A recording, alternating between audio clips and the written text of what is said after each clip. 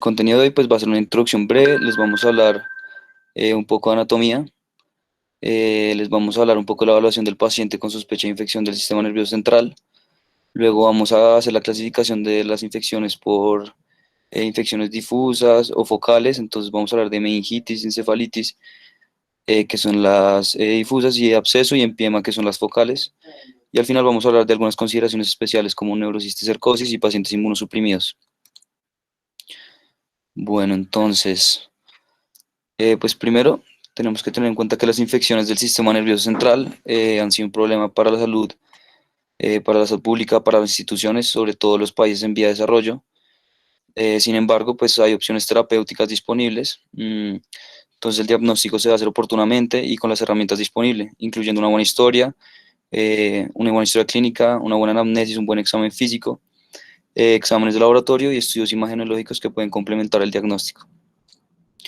Asimismo, pues también son una buena fuente de morbilidad y mortalidad en el mundo y se deben conocer los diferentes factores de riesgos, como por ejemplo el amplio uso de antibióticos, que pues, aunque contribuyen al manejo de infecciones, se ha visto un mal uso por automedicación o por tratamientos incompletos que han favorecido la emergencia de organismos resistentes. Adicionalmente, también ha habido crecimiento en poblaciones inmunocomprometidas por síndrome de inmunodeficiencia adquirida, por tratamientos para enfermedades malignas, o por otras formas de inmunocompromiso que tienen más susceptibilidad pues a contraer estas infecciones. Bueno, entonces primero pues antes de pasar a hablar de toda la presentación clínica de las imágenes, vamos a repasar superficialmente toda la anatomía craneoencefálica. Entonces, bueno, primero pues como ya sabemos, el compartimento craneal contiene el encéfalo y sus cubiertas meningias, que son las tres capas membranosas de tejido conectivo que incluyen dura madre, aracnoides y pía madre. Entonces, pues aquí podemos ver la dura madre en la parte más externa, mm, que pues sabemos que está inervada, esa sí está inervada por fibras sensitivas de los ramos meningios, del trigémino, por ramas del vago y por los nervios cervicales posteriores. Pues luego va la aracnoides, que es la membrana avascular del medio, y su espacio subyacente, que es donde confluye el líquido cefalorraquídeo, y a un nivel más profundo va la pía madre, que envuelve el encéfalo y la médula espinal. Entonces ahí alcanzamos a ver todo el espacio subaracnoideo, con sus granulaciones. Y en la imagen de la derecha podemos ver un corte frontal de las capas del cráneo y del encéfalo, y también alcanzamos a ver el seno sagital superior, que separa las capas perióstica y meningia de la dura madre. También pues podemos ver lados del cerebro, que es la doble capa dura madre entre los hemisferios cerebrales y las granulaciones aracnoideas. Bueno, luego aquí tenemos en la siguiente diapositiva, bueno, les vamos a mostrar un repaso superficial de la anatomía macroscópica del encéfalo. Pues entonces se saben que tiene el lóbulo frontal, que interviene en toda la parte del control motor voluntario, sus habilidades, el lenguaje expresivo, el olfato, la socialización, etcétera.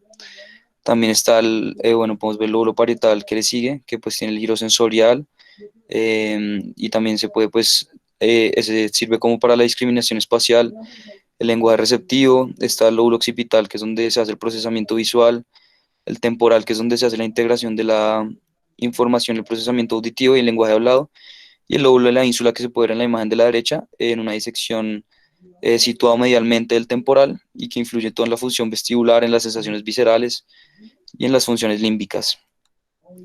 Bueno, entonces ahora sí, les vamos a hablar pues de la presentación clínica imagenológica de las neuroinfecciones, y pues toda esta presentación va a depender del agente etiológico, del área cerebral comprometida y de la vía de transmisión. Entonces, pues como saben, los virus, las bacterias, los hongos y parásitos tienen presentaciones clínicas diferentes. Todos tienen síndromes de síntomas constitucionales, pero si uno hace un examen físico y una buena anamnesis detallada, puede hacer un diagnóstico etiológico, y pues también va a depender de las áreas comprometidas. Entonces todos los síntomas, dependiendo de dónde se vaya a presentar la infección, va a haber una clínica diferente, y pues también la vía de transmisión pues va a ser importante, ya que puede ser por propagación hematógena, por ejemplo una bacteriemia, que pues el resultado de una infección a distancia, puede ser una propagación directa, puede ser de continuidad como una sinusitis, una mastoiditis, o puede ser iatrogénico traumático. Bueno, entonces para evaluar, la siguiente, por favor. Bueno, para hacer la evaluación del paciente con la sospecha de infección, pues va a depender de muchos los factores epidemiológicos relevantes, la historia clínica, la anamnesis, los hallazgos en la exploración del paciente, de manera que se puede hacer un diagnóstico sindromático, etiológico y topográfico. Entonces se va a hacer un abordaje al paciente, pues se puede hacer con pacientes que tengan mínima alteración de estado de conciencia o otros que presenten signos de compromiso de parénquima cerebral, que tengan signos focales, y pues se debe también excluir en el examen físico. Se puede hacer también un poco un diagnóstico diferencial y etiológico de procesos bacterianos, virales, fúngicos o parasitarios, que pues son muy raros, la verdad, pero también existen. Bueno, entonces, pues primero, para hacer un diagnóstico, pues normalmente se hace un análisis de líquido cefalorraquídeo, que es fundamental para el diagnóstico diferencial de muchas neuroinfecciones, por lo que está indicado. Y pues no hay contraindicaciones absolutas, pero sí va a haber unas precauciones porque no se debe realizar en pacientes que tengan un posible aumento de la presión intracraneal, por lo que pues puede haber riesgo de hernia cerebral, que tengan trombocitopenia o condiciones hemorrágicas, como los pacientes que estén anticoagulados o pacientes que tengan sospecha de absceso epidural espinal. Entonces, bueno, ahí en las imágenes se puede ver un corte axial pues, de una tomografía normal, se puede ver el parénquima conservado, no se ve dilatación ventricular ni desviación de la línea media. En la de la mitad sí se puede ver una dilatación de los ventrículos laterales. Entonces, una punción lumbar, por ejemplo, en este paciente podría causarle una herniación, que es lo que se ve en la siguiente imagen, la de la más a la derecha, que pues el corte coronal podemos ver una herniación subfalcina y una desviación de la línea media. Entonces, así el análisis de líquidos cefalorraquídeos sea fundamental, hay que conocer muy bien al paciente y pues las neuroimágenes sirven mucho para saber el estado del encéfalo.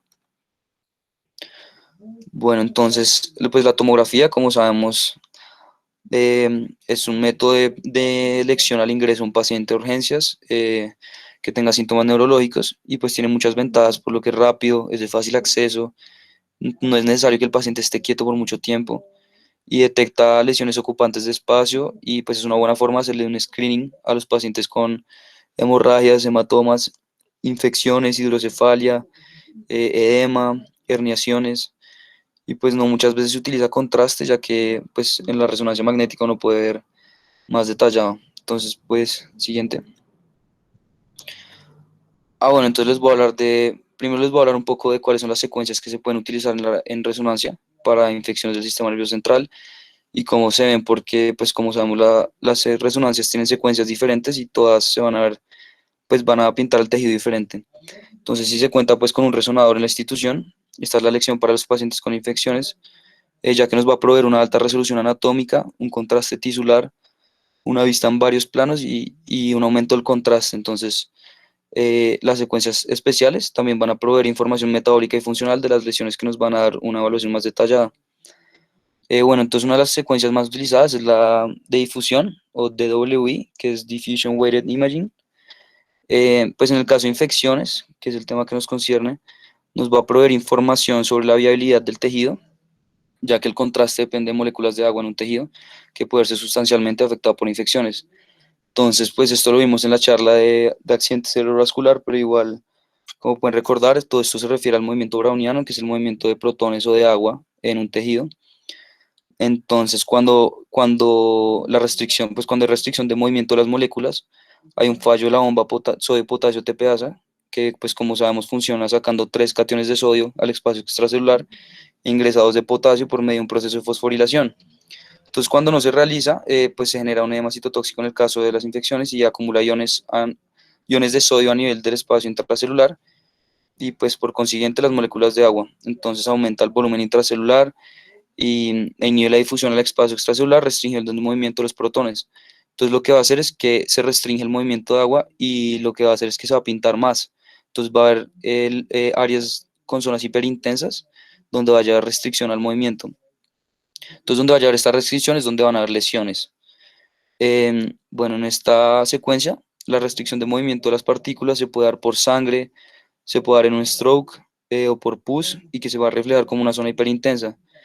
Y pues la imagen debe ser corroborado con el coeficiente de difusión aparente, que es bueno, ahí se ve en la imagen izquierda, es una secuencia de WI, y la de al lado es una ADC, que es el coeficiente de difusión aparente, que es como el reflejo de la DWI para saber si la lesión es real y pues ahí vamos a ver que la lesión está hipointensa, pero está en la misma zona donde se encuentra la restricción, entonces sí, la lesión sí está. Bueno, entonces, bueno, entonces el flare es otra de las secuencias, esta es más utilizada, esta es una de Fluid Attenuation Invention Recovery, y esta es una secuencia potenciada de T2, entonces lo importante de esto es que esta pues se utiliza para la infección del sistema nervioso central, indica, pues mide el contenido de agua en un tejido o edema. Entonces la ventaja del FLAIR es que es el T2 potenciado para resonancia cerebral, suprime el líquido cefalorraquídeo, entonces permite ver lesiones superficiales y si se ven zonas intensas en lugares donde va líquido cefalorraquídeo se puede interpretar como lesiones ocupantes de este o algunas veces se ve la secuencia, pues también se puede ver afectada por artefactos como cánulas de oxígeno, tubos endotraqueales, entonces eso es importante en el momento de hacer la evaluación de la imagen, que nuestro paciente no tenga ningún artefacto. Estas lesiones también se ven hiperintensas y corresponden más que todo a edema, a inflamación y a sangre. Entonces, pues lo importante es que, por ejemplo, ahí se ve en la imagen que hay una lesión en los ventrículos laterales derecho, y pues como lo bueno es que como suprime el líquido cefalorraquídeo uno puede diferenciar realmente el agua del líquido. Y otra secuencia muy importante es T2. Entonces, como saben, el T2, eh, el agua es en resonancia magnética, tiene un T2 largo. Eso significa que emite más intensidad y que se puede ver como la imagen en espejo del flare. El problema es que el T2 pues no suprime el líquido cefalorraquídeo, entonces es la imagen de abajo. El edema sigue viéndose en zonas hiperintensas, pero pues hay algunas excepciones que nos conciernen para el tema de infecciones y son, por ejemplo, los abscesos. Por ejemplo, en la imagen se ven múltiples abscesos. En esta secuencia tienen pues las paredes hipointensas, entonces es una buena forma de diferenciar un absceso de cualquier otra lesión. Hay múltiples abscesos, entonces ya sabemos pues que cuando se dan bordes hipointensos en lesiones ocupantes de espacio, uno pues puede pensar en un absceso y también pasa para tuberculosis y linfomas. Bueno, entonces, entonces ahora la clasificación es, pues podemos diferenciar las lesiones, las infecciones en difusas o focales. Entonces las difusas van a ser la meningitis y la encefalitis. Estos son los cuatro grandes grupos y pues estos sí se pueden ver diferentes en las imágenes. Entonces tenemos las infecciones que afectan las meninges, las que afectan el encéfalo, las que afectan el parénquima encefálico, que tienen centro necrótico, entonces los abscesos, y las colecciones purulentas o empiemas, que se hacen en los espacios meningios. Usualmente las neuroinfecciones se presentan en pacientes con algún tipo de problema inmunológico y pues más adelante les vamos a explicar cuáles son las consideraciones especiales que se debe tener en cuenta para estos pacientes. Entonces, listo. Primero, pues meningitis, pues como todos saben es la más común de las infecciones del sistema nervioso central y corresponde a la invasión de las leptomeninges o las paquimeninges por agentes infecciosos como bacterias, virus, hongos, por tuberculosis en pacientes inmunosuprimidos. Esta puede ser una infección propagada por vía hematógena o por contigüidad, como es en caso de la sinusitis y la otitis o de la mastoiditis, o por invasión directa, como es en un trauma o en cirugía, que puede ser iatrogénico. Entonces, pues la clínica de estos pacientes se puede extender al encéfalo mismo y puede causar signos focales, que ya sería una meningoencefalitis. Se puede extender a las raíces, que sería una meningoradiculitis, o a la médula espinal, que sería una meningomielitis. Entonces, bueno, esta enfermedad, eh, epidemiológicamente, esta infección varía con relación a la población estudiada. Tiene una incidencia de 3 a 45 casos por cada 100.000 habitantes al año y tiene una tasa de mortalidad que varía según el microorganismo causal. Entonces, pues la etiología cambia en concordancia con la edad y con los estándares sanitarios, por eso es que dije que era un problema para muchos países en vía de desarrollo, pero los agentes etiológicos más comunes son el Streptococcus pneumoniae, el Haemophilus influenza y el Neisseria meningitis, que corresponden a un 80% de todas las meningitis bacterianas agudas adquiridas en la comunidad. Eh, una forma de diferenciar el agente etiológico es que la Neisseria meningitis, el meningococo, da unas lesiones en tronco, como unas petequias. Entonces es una buena forma también de hacer un diagnóstico etiológico, pues conteniendo el paciente ahí. Y pues también hay meningitis de origen nosocomial, que estas sí tienen unos gérmenes gram negativos y pues han ido aumentando. en su incidencia.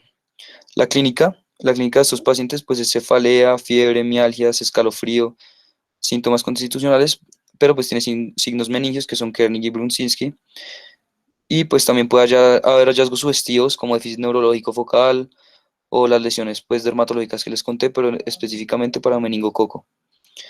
Pues el diagnóstico se basa realmente en un estudio bioquímico del líquido cefalorraquídeo. Siempre que se sospecha una infección del sistema nervioso central, se debe realizar una punción lumbar, que es el procedimiento sencillo, de alto rendimiento, costo-beneficio y de muy baja morbilidad. Bueno, entonces también están las meningitis asépticas, que son las virales, pues que usualmente tienen un curso clínico benigno. En estas, la prueba de bioquímica del líquido cefalorraquídeo se ve un líquido claro, se ven proteínas aumentadas y se ve pleocitosis mononuclear moderada. Y pues los cultivos para gérmenes comunes están repetidamente negativos, entonces es el diferencial de la bacteriana. Y la mayoría de veces esta clínica corresponde a una infección viral del sistema nervioso central, que usualmente tiene agente etiológico meningitis herpética, Coxsackie o paperas, entre otros. Pues esto sí varía mucho dependiendo de la zona, ya que hay virus endémicos para cada zona. Entonces, cuando se sospecha de meningitis, un estudio imagenológico nos sirve para confirmar, encontrando algunos hallazgos típicos. Sin embargo, un estudio no normal no nos descarta la infección, ya que puede haber imágenes que nos muestren que está todo normal, pero puede haber una infección en curso. Esto nos puede ayudar más que todo a ver complicaciones que contraindiquen la punción lumbar, como la hipertensión endocraniana o hidrocefalia, o podemos ver extensiones de la infección hacia áreas vecinas como senos cavernosos o parenquima cerebral. También nos puede mostrar em, un poco de complicaciones como abscesos, o bueno, eso lo mostraremos más adelante. Pero en una tomografía simple, el estudio normalmente no va a tener hallazgos patológicos. Solo se pueden identificar las contraindicaciones o los aumentos ventriculares de signos de hidrocefalia. Pero pues por otro lado está la resonancia con contraste o la tomografía con contraste, en donde se puede ver un realce meningio que se puede formar ya sea en la dura y en la aracnoides o en la aracnoides y en la pía madre. Entonces esto se va a ver diferente dependiendo si es la paquimeninge o la leptomeninge. Como la dura es la que va más cercana al cráneo, se vería pues como en la imagen de la izquierda, de abajo a la izquierda. Esta es una secuencia en T1 con contraste, entonces como pueden ver tiene un aumento de la intensidad a nivel de las meninges. Se realza mucho la porción más pegada al cráneo y la cisura interhemisférica. Entonces ahí sería pues más una infección de las paquimeninges, que es de la dura y de la aracnoides, mientras que la imagen de la derecha, que eso es un flare, se ven zonas de realce leptomeningio que pues como recubren las cisuras cerebrales, y sabemos que la pía madre pues se está cubriendo todo el encéfalo, entonces pues esa es la forma de diferenciarlo. La resonancia pues tiene una mejor sensibilidad y especificidad en secuencias como flare, y se vería pues también un aumento de los surcos y las cisternas. Bueno, entonces, bueno, estas son imágenes de las complicaciones que les quería mostrar. Entonces, en la imagen de arriba a la izquierda, eso también es una secuencia FLAIR, que es como las más utilizadas para esto. Se pueden encontrar algunos hallazgos sugestivos, ya que tiene un material hiperintenso y yo después, ¿se acuerdan que les dije que el edema, la sangre, la pus, pues se marcaban como zonas hiperintensas? Ahí se ve unas zonas hiperintensas en las cisternas basales y en un poco en una porción extraxial izquierda. Y en la imagen de al lado, pues ya es con contraste. Y ahí también se puede ver realces, pero a nivel de las leptomeninges, a nivel basal en la cisterna Amiens y a nivel cuadrigénico. Mm, bueno, entonces estas imágenes de abajo son posibles complicaciones de las meningitis que se pueden encontrar en algunas imágenes cerebrales. Las primeras, las de abajo a la izquierda, son un absceso cerebral. Ahorita les vamos a hablar más de eso, pero esto es una secuencia FLAIR. Aquí también se encuentra una zona hiperintensa a nivel periventricular derecho, pero pues de esto les hablaremos bien más adelante. Solo es importante que sepan que esta es una posible complicación de la meningitis no tratada. Otra posible complicación, que son las imágenes de abajo a la derecha, es la ventriculitis.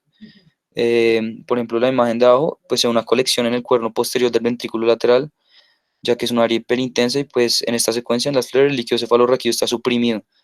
Entonces ahí se ve un poco una colección y también en el asta posterior del lado izquierdo, del lado derecho, perdón, y en la imagen en la siguiente imagen se ve ya con contraste y ahí se ve un anillo realce, que también es sugestivo para estas lesiones en los ventrículos. Sigue, por favor. Bueno, entonces encefalitis. La encefalitis, pues como sabemos, es una infección, una inflamación del parénquima cerebral que puede ocurrir por diferentes factores que también incluye meningitis. Esto es una lesión difusa. Y bueno, la mayoría son por infecciones virales del sistema nervioso central que ocurren con frecuencia como complicación de infecciones virales sistémicas. Entonces, los virus pueden llegar a alcanzar el sistema nervioso central por vía hematógena, normalmente, o hasta nerviosa, que es en el caso del herpes, que es el más común, eh, pues que resultan en alteraciones de la permeabilidad de la barrera hematoencefálica. La viremia cerebral también produce conglomerados virales en el sistema retículo endotelial. Entonces, eso genera una inflamación mayor, genera una inflamación capilar y endotelial de los vasos corticales y en la unión córtico-subcortical. Entonces, por eso es que es una alteración difusa del parénquima cerebral. Mm, bueno, las encefalitis virales, pues es una enfermedad severa que implica el compromiso inflamatorio del parénquima. Tiene una incidencia del 3,5 a 7,4 por 100.000 habitantes cada año. Y pues el herpes simplex 1 es el agente causal más frecuente de encefalitis no epidémica en todos los grupos poblacionales del mundo. Los arbovirus es otro agente etiológico que causa encefalitis, sino que estos tienen presentación epidémica, o sea que depende de la región y de los vectores que se encuentren. Por ejemplo, el virus de la encefalitis japonés que era transmitido por el murciélago mediante una fruta, o el alfavirus equina. Bueno, eso hay muchísimos. Mm, un tercio de los casos se presentan como una primoinfección y 2 tercios están en el contexto de una reactivación de la infección viral. Entonces, pues como el herpes queda latente, en 2 tercios de los casos se reactiva y se produce la encefalitis herpética. El virus del herpes simplex, pues puede ser transportado hematógeno, pero es más común que sea por fibras nerviosas sensitivas ascendentes. La clínica de la encefalitis, pues también son síntomas constitucionales.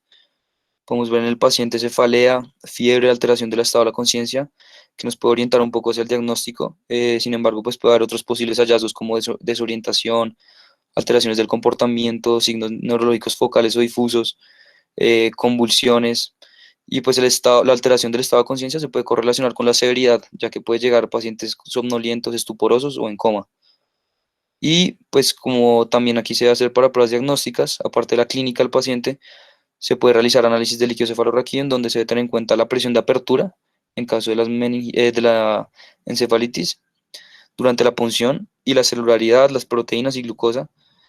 Y en cuanto al diagnóstico teológico, se puede hacer pruebas de reacción en cadena polimerasa, específicamente para el herpes 1, o también se puede hacer serología para diferentes tipos de virus.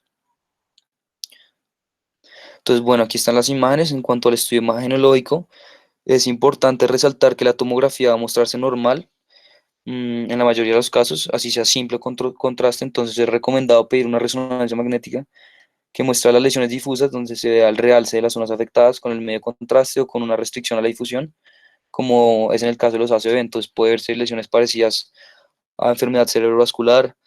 Uno de los hallazgos característicos de estas lesiones son las lesiones hiperintensas también en T2 y en FLAIR. Mm, Además, pues el área que se afecta nos puede orientar también al microorganismo que puede estar causando la lesión. Por ejemplo, aquí las imágenes, pues estas son a nivel temporal, y el herpes simplex 1 tiene una tendencia a localizarse en el lóbulo temporal y en el frontal. Entonces, en la imagen superior a la izquierda, pues pueden ver, por ejemplo, una parte de una zona hiperintensa. Eso es una secuencia T2 y eso corresponde a una encefalopatía herpética, queda también en el polo temporal. Estas tienden a ser unilaterales, pero también se pueden encontrar de forma bilateral. Entonces, es importante poner en contexto todo. La imagen de al lado, la de arriba a la derecha, ya pues es el corte frontal de la lesión, donde también se ve una zona hiperintensa a nivel de la cisura de Silvio. Em, entonces, pues también se puede hacer un diagnóstico teológico a partir de la localización y topográfico gracias a la resonancia. En la imagen de abajo, pues se pueden ver ya lesiones de antes y después de contraste. Entonces, en la de abajo a la izquierda, pues el T1 sí se ve leve, es un leve aumento de la intensidad intrínseca, pero en la siguiente, después del contraste, ya se aprecia un realce bastante evidente de la corteza y de la sustancia gris del polo temporal.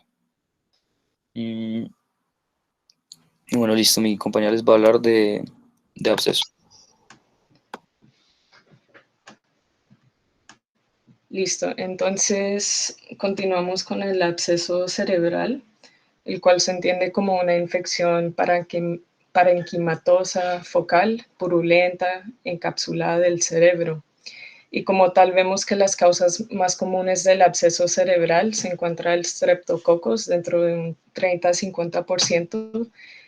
Sin embargo, tenemos a otros agentes etiológicos como el estafilococos, los gram negativos, el tuberculosis, los hongos como el aspergillus y cándida y la nocardia como tal. Generalmente los abscesos son supratentoriales en el lóbulo frontoparietal. Sin embargo, se pueden localizar en cualquier área y también se localizan en la interfase de la sustancia gris y blanca. Y es muy similar y por esto es muy similar a la metástasis como tal. Sin embargo, ya con los hallazgos clínicos nos va a ayudar a diferenciarlo. Y como tal, el absceso va a tener diferentes estadios de evolución. 4 estadios. Tenemos cerebritis temprana y tardía y la encapsulación temprana y tardía. Dentro de las, como podemos ver en la imagen de abajo,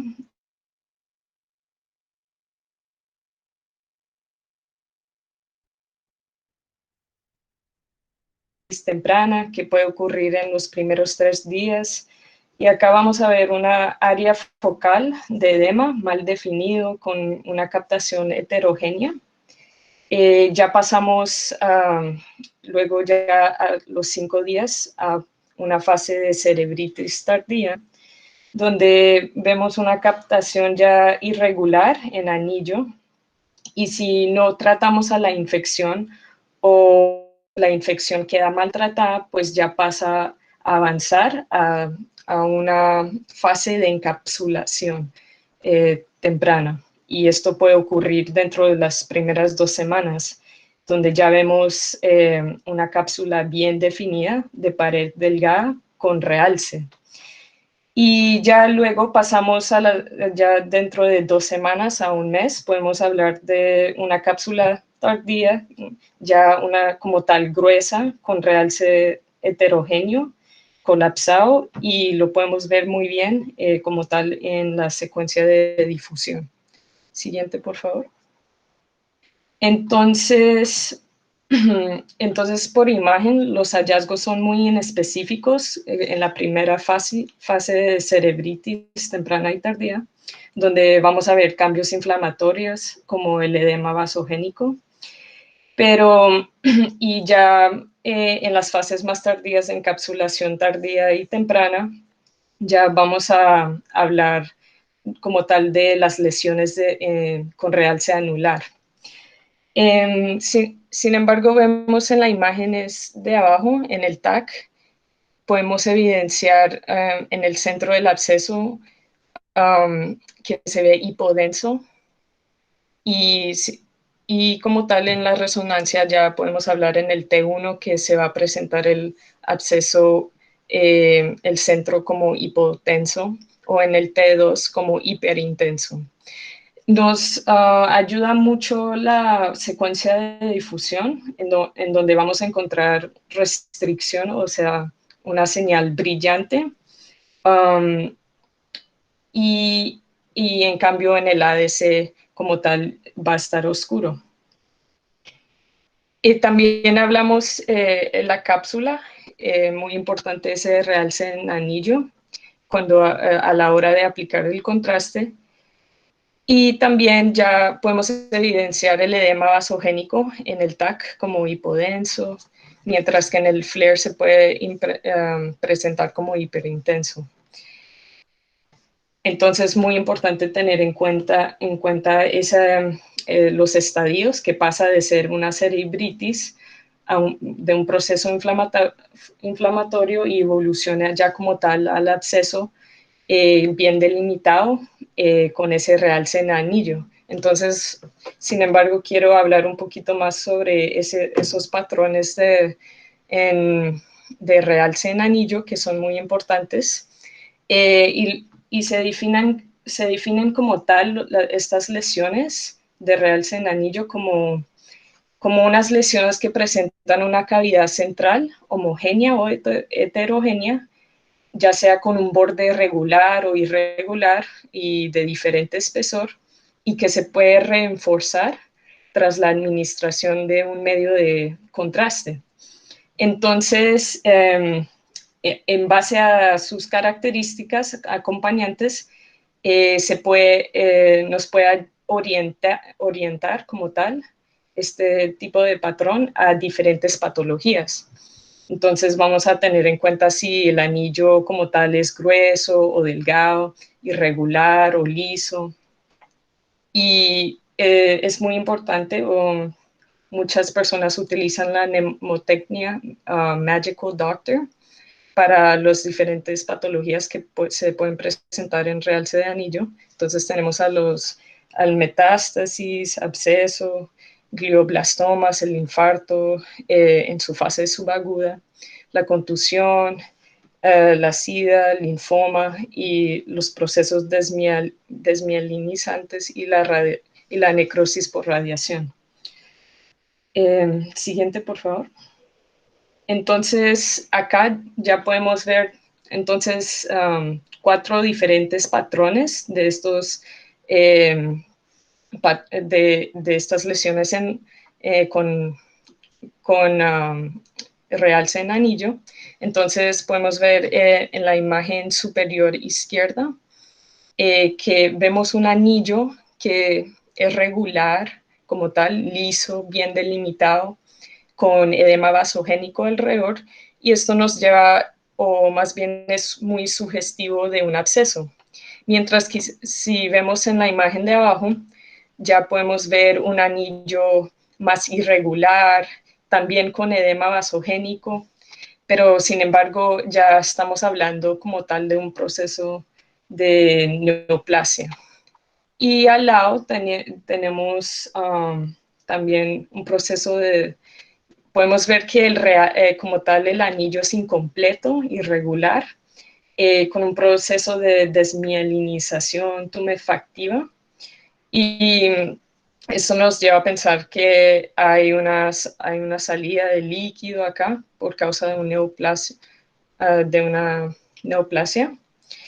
Y arriba podemos también, ya vemos que también, al igual que el anillo está incompleto como tal, y esto nos hace pensar en un proceso de inflamación que está avanzando como tal.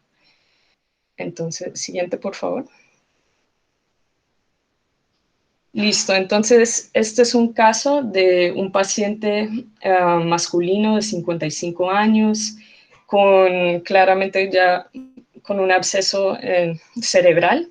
Entonces vemos ese patrón característico de realce en anillo como tal.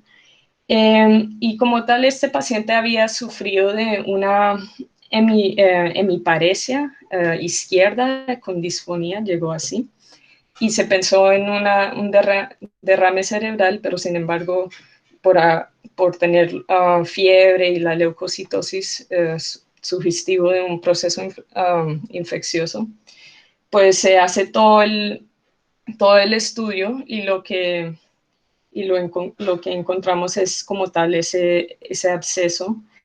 Pero también lo que quiero enfocarme en esta diapositiva como tal es en la imagen superior derecha. Vemos como tal ese estudio de espectroscopía que puede ser muy útil, y se tiene que tener en cuenta que es una técnica que se utiliza en todo el estudio como tal de las imágenes, complementario a estas, donde va a identificar los diferentes metabolitos que se pueden estar produciendo dentro de esas lesiones como tal. Entonces, por ejemplo, en cuanto al absceso, es muy característico que se presenta como tal un pico de lactato y lípido. Y si pones siguiente, por favor.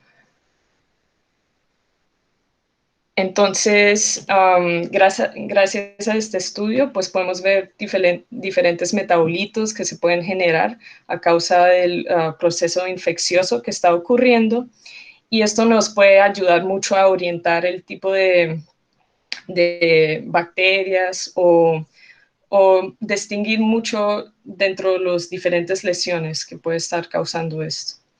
Siguiente, por favor. Entonces ya pasamos a hablar del empiema o efusión.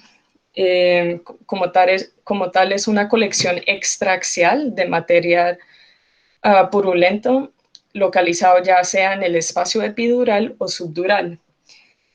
Como tal, los empiemas subdurales son más comunes, ya que como tal el espacio es más fácil de alterar por por la relativa debilidad del aracnoides como tal. Y encontramos que estos empiemas subdurales tienen como tal una forma de semiluna, mientras que los empiemas epidurales vienen en forma biconvexa. Como tal, este proceso, estos tipos de lesiones o colecciones más bien, están asociados a complicaciones de meningitis o postquirúrgicos, y en su mayoría es a causa de pacientes que han presentado con sinusitis o una otitis anteriormente. Vamos a ver que en el TAC y en la resonancia contrastadas se presenta con colecciones, podemos ver colecciones subdurales o epidurales con realce periférico, y a nivel de la resonancia una restricción a la difusión. También,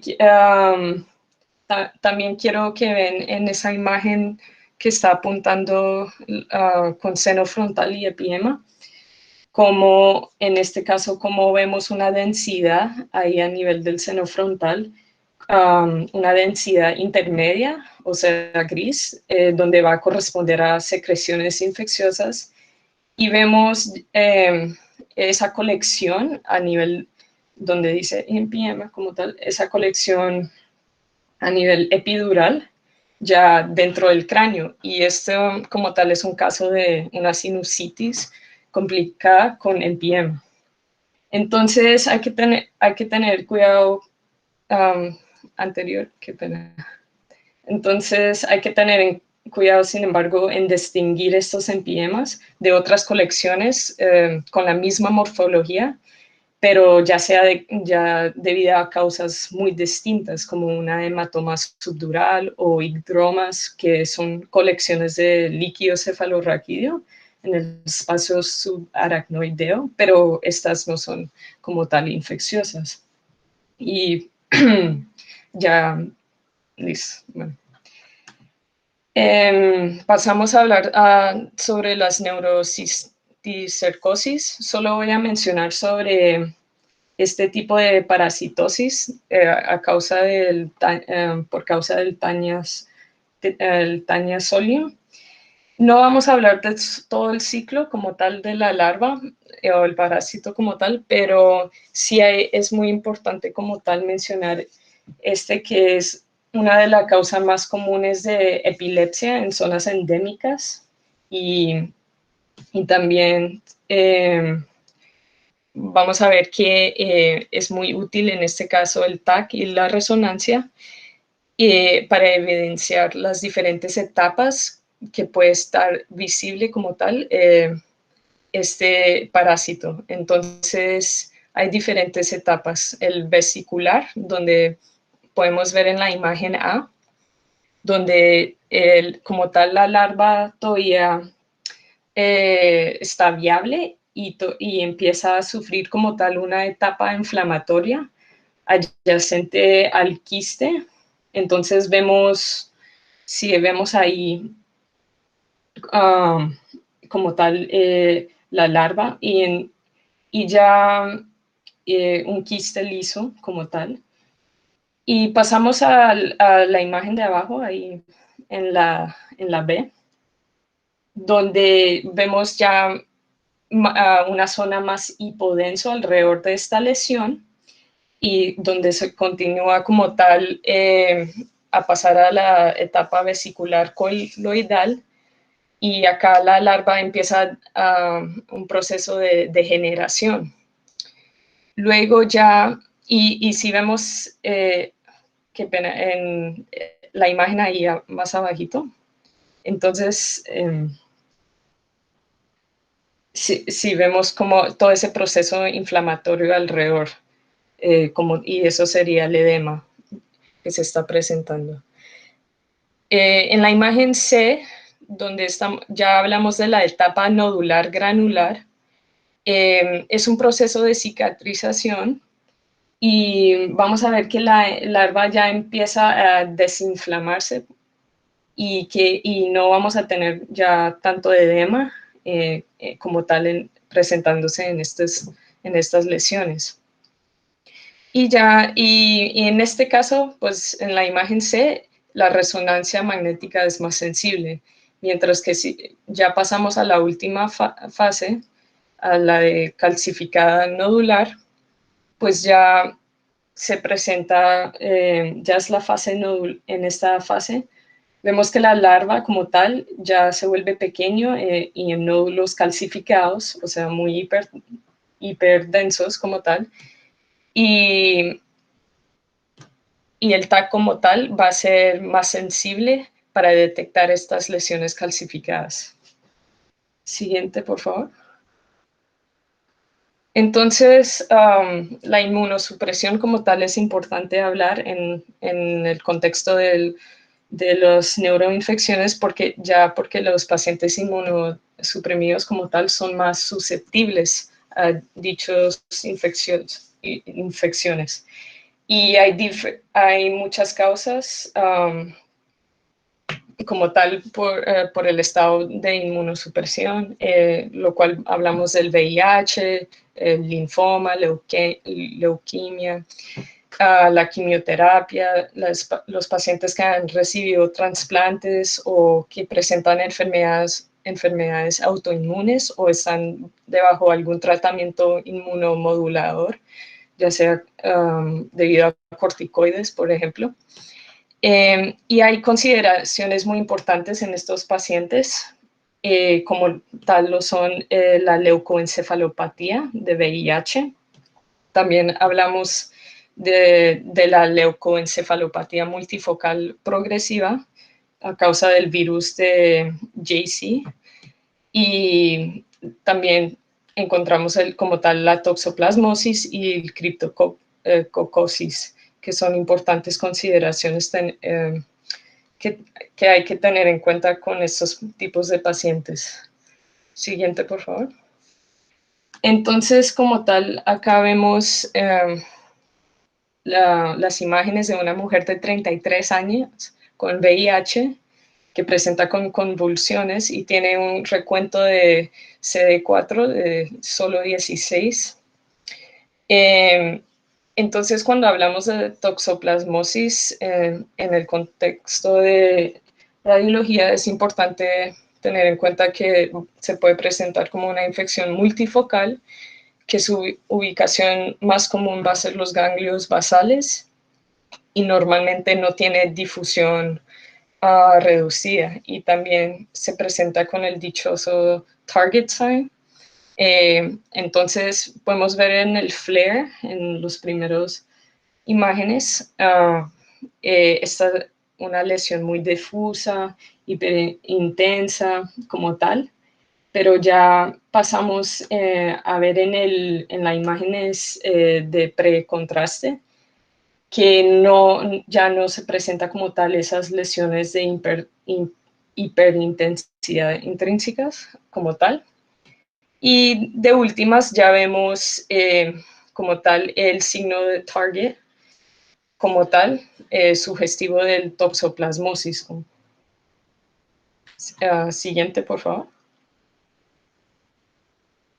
Y ya terminando con el criptococosis, estas imágenes vienen de un paciente de 25 años con dolor de cabeza que tiene VIH, y se le hace un antígeno de cocóxico que sale positivo.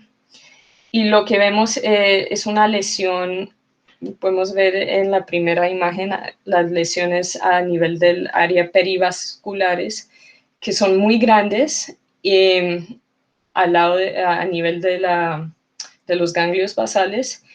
Y como tal, esto, pues, esta área perivascular puede ser así de grande en los pacientes adultos mayores, pero ya en este contexto del paciente con 25 años y con el antígeno positivo, ya es sugestivo de un proceso infeccioso y como tal podemos hablar de un caso activo como tal de criptocosis y también vemos a nivel de esas áreas perivasculares que podemos evidenciar que las lesiones se ven muy parecidos a como unas burbujas y es lo que llaman como tal el dichoso soap bubble lesions, muy característico de la criptocosis como tal.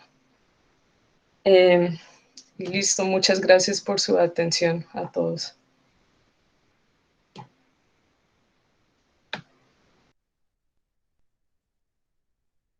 Si alguno tiene una pregunta, pues que nos la haga, por favor.